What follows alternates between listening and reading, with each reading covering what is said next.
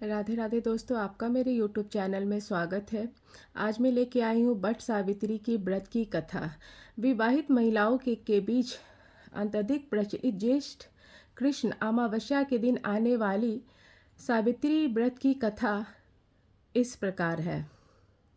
भद्र देश के एक राजा थे जिनका नाम अंशुपति था। भद्र देश के राजा अंशुपति की कोई संतान न थी।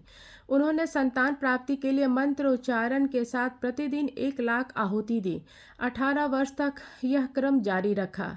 इसके बाद सावित्री देवी ने प्रकट होकर वर दिया कि राजन, तुझे एक ऐसी कन्या पैदा होगी। सावित्री देवी की से जन्म लेने के कारण इस कन्या का नाम सावित्री रखा गया। कन्या बड़ी होकर बेहद रूपवान हुई। योग वर न मिलने की वजह से सावित्री के पिता दुखी थे। उन्होंने कन्या को स्वयं वर तलाशने को भेजा। सावित्री तपोवन में भटकने लगी। वहाँ सल्लव देश के राजा ध्रुमसेन रहते थे। क्योंकि उनका राज्य किसी ने छीन लिया था, उनके पुत्र सत्यवान को देखकर सावित्री पति रूप में उनका वरण कर लिया। ऋषिराज नारद ने जब यह बात पता चली तो वह राजा अंशुपति के पास पहुँचे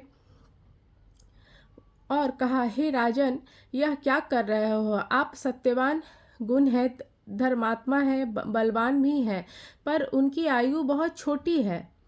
वह अल्पायु है। 1 वर्ष बाद उसकी मृत्यु हो जाएगी।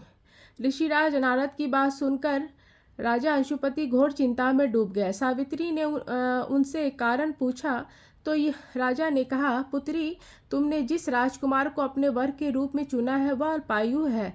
तुम्हें किसी और को अपना जीवन साथी बनाना चाहिए। इस पर सावित्री ने कहा, हे पिताजी, आर्य कन्या अपने पति का एक ही बार वरण करती है। राजा एक बार ही आज्ञा देता है और पंडित एक बार ही प्रतिज्ञा करते हैं और कन्यादान भी एक ही बार किया जाता है। सावित्री हट करने लगी तो बोली, सत्यवान से ही विवाह करूंगी। राजा अंशुपति ने सावित्री का विवाह सत्यवान से कर दिया। सावित्री अपने ससुराल पहुंचते ही सास ससुर की सेवा करने लगी। समय बीतता चला गया। नारद मुनि ने सावित्री को पहले ही सत्यवान की मृत्यु के दिन के बारे में बता दिया था। वह दिन जैसे जैसे करीब आने लगा, सावित्री अधीर होने लगी। उन्होंने 3 दिन पहले से ही उपवास शुरू कर दिया। नारद मुनि द्वारा कथित निश्चित तिथि पर पितरों का पूजन किया। हर दिन की तरह सत्यवान उस दिन भी लकड़ी काटने जंगल चले गए। साथ ही सावित्री भी गई। राजा जंगल में पहुंचकर सत्यवान लकड़ी काटने के लिए एक पेड़ पर चढ़ गया। तभी उसके सिर में तेज दर्द हुआ। दर्द व्याकुल सत्यवान पेड़ के नीचे उतर गया। सावित्री अपना भविष्य समझ गई।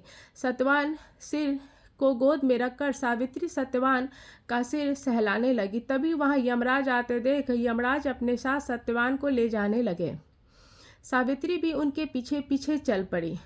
यमराज ने सावित्री को समझाने की कोशिश की, यही विधि का विधान है, लेकिन सावित्री नहीं मानी। सावित्री की निष्ठा और पति परायणता को देखकर यमराज ने सावित्री से कहा कि हे देवी, तुम धन्य हो, तुम मुझे कोई और भी वर मांगो।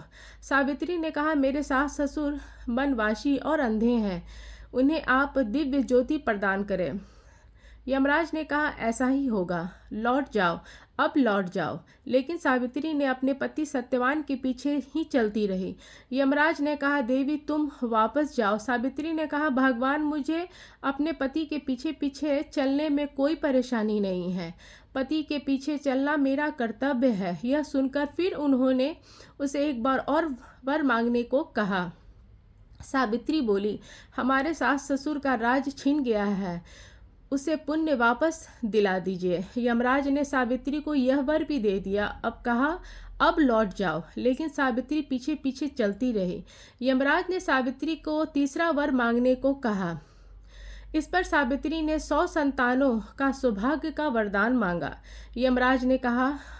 यमराज इसका वरदान भी उसे दे दिया। सावित्री ने यमराज से कहा, हे प्रभु, मैं एक पवित्रव्रता पत्नी हूँ, आपने मुझे पुत्रवती होने का आशीर्वाद दिया। यह सुनकर यमराज को सत्यवान को प्राण छोड़ने पड़े। यमराज अंतर्ध्यान हो गए और सावित्री उसकी बट वृक्ष के पास आकर आ गई जहाँ उसके पति का मृत शरीर पड़ा था। सत्यवान जीवंत हो गया और दोनों खुशी खुशी अपने राज को चल पड़े। दोनों जब घर पहुंचे तो देखा माता पिता की दिव्य ज्योति प्राप्त हुई। इसी प्रकार सावित्री सत्यवान चिरकाल तक राज सुख भोगते रहे। अतः पतिव्रता सावित्री के अनुरूप ही प्रथम अपने सास ससुर का उचित पूजन करने के साथ ही अन्य विधियों को प्रारंभ करें। बट सावित्री व्रत करने और इस कथा को सुनने से उपासक के विवाहित जीवन और जीवन साथी की आयु पर किसी प्रकार का कोई भी संकट आया भी हो तो वो भी टल जाता है। तो ये थी बट सावित्री की व्रत की कथा।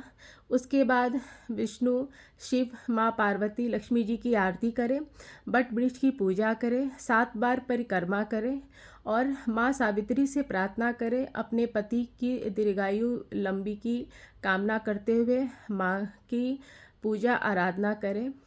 अगर आपको ये मेरा बट सावित्री व्रत की कथा अच्छा लगे तो प्लीज़ मेरे चैनल को सब्सक्राइब करें, मेरे वीडियो को लाइक करें। मेरे वीडियो को देखने के लिए बहुत बहुत धन्यवाद।